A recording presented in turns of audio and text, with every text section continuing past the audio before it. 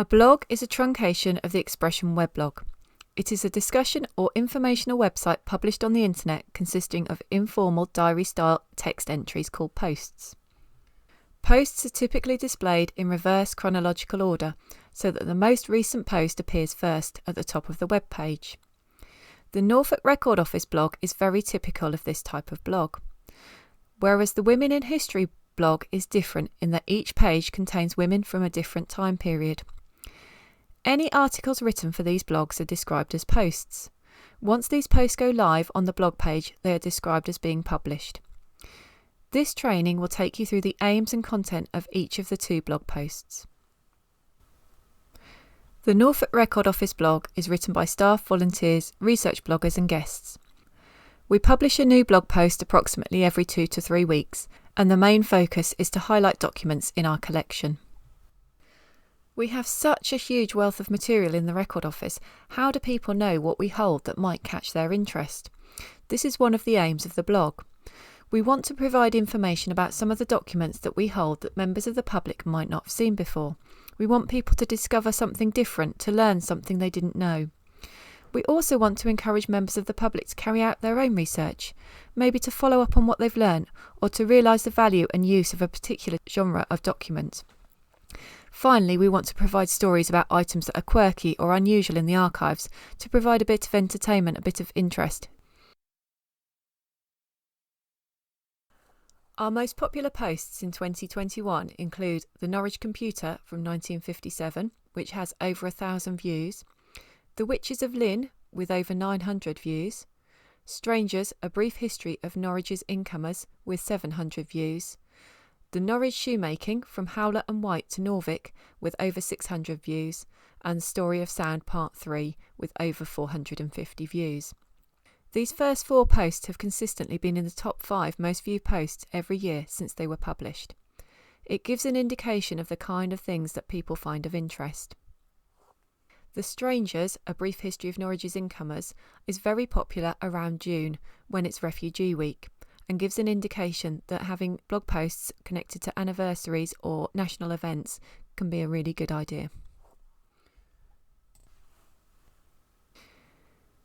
In 2021, the Norfolk Record Office blog was viewed over 46,000 times from 120 different countries. The United Kingdom had by far the most views, with over 35,000 views during the course of the year. However, we can gauge how many people followed up on what they read in the blog by looking at the links they clicked on. We can see that over 450 times people went on to view the catalogue, presumably to see the details of the document they were reading about and perhaps to have a look at it themselves, although we cannot tell.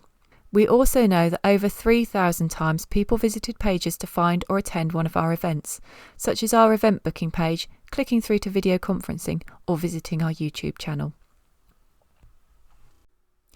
When people visit the homepage of the Norfolk Record Office blog, they can see a list of the blog posts in reverse chronological order. By scrolling down, they can select the blog post that they wish to read by clicking on Continue Reading. Underneath Continue Reading, they see a list of the categories that the blog post is in. They can also see some tagged words, so they can locate various different blog posts using those words. Finally, they can click on Leave a Comment to comment on the blog post itself. Along the top of the blog, you can find the different categories. By scrolling through these categories, you can get to various different blog posts. So for example, if you wish to read all of the blogs by the Norfolk Record Office research bloggers, you would scroll through to snapshots from the archives and then select research bloggers. Down the right hand side, you have various different search facilities. So you can type a word into this box and then press search. People can also have a look at the most recent posts by clicking on the words in blue. There is another way of looking down the different categories, and also people can have a look at the words that have been tagged. Any word that is larger has been tagged more times. Finally, people can look through our archives, which means that they can look at blog posts for a particular month of a particular year.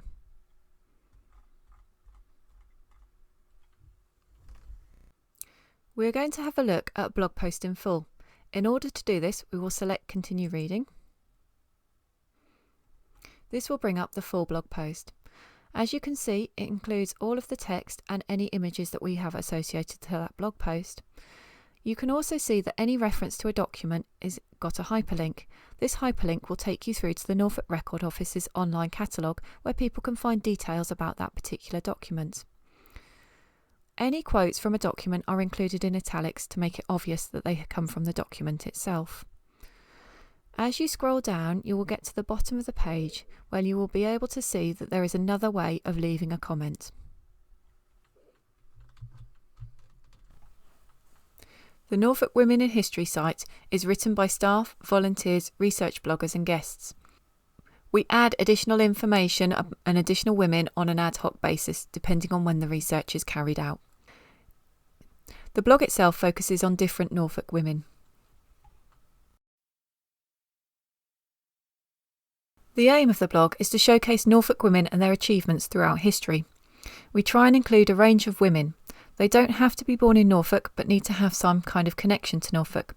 An example of this is Jenny Lind, who was born in Stockholm but is connected to Norfolk through her concerts in 1849, which raised money for an infirmary for sick children. The Jenny Lind Children's Hospital is part of the Norfolk and Norwich University hospitals today. Posts included in this blog don't have to include our archives. We try and include ordinary women as well as famous and more notable women. And women can be from any century. Women detailed in the blog range from Boudica to Princess Diana. Information about each woman varies depending on how much we know about them. Some may have very detailed accounts, others 1 or 2 paragraphs. At the very least, we aim to include when they were alive and why we feel they are significant. In 2021, the Norfolk Women in History blog was viewed over 7,500 times in 87 different countries. Again, the most popular countries to view the blog from are the UK, USA and Australia, possibly a nod to our shared histories. The homepage for the Norfolk Women in History website looks like this. In order to look at one of the women included in the website, you just need to find the time period they're included in. You can do this by scrolling along the top. Once you have found the person you're interested in looking at, just scroll down and click on their name. This will bring up an entry which includes their name, their dates of birth and death if we know them, and then information about why we feel that they are significant to be on the website. Any documents that are included will be included with hyperlinks, so that it takes you through to the Norfolk Record Office online catalogue.